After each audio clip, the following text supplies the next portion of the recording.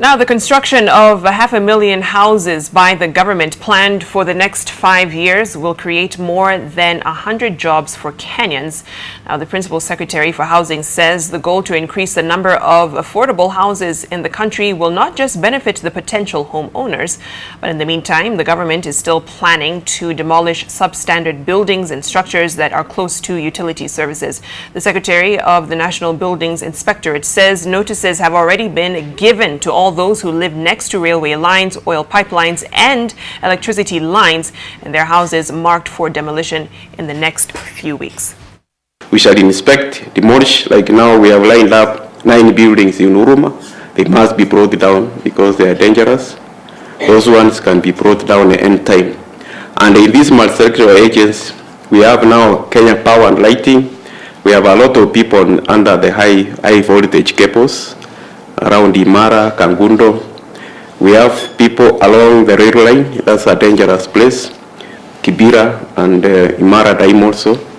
We also have people in Mukuru Kwanjenga on Kenya Pipeline Company. You remember one time we had an accident and the people were burnt. They are on board and we have marked. We had actually intended to demolish quite a number of those structures about 1 week ago. But then because of logistics, we gave them notes. We have given them necessary notices, and we shall demolish them anytime from next week. Of course, if you look at the statistics, I would say very comfortably over the last let's say since the formation of the National Construction Authority, there are fewer collapses in relation to the number of constructions going. But still, any construction that comes down and we lose property or we lose lives is not acceptable. And we are trying to achieve a zero tolerance level where we do not have collapsing buildings. When we achieve this agenda, not just the jobs you're going to create.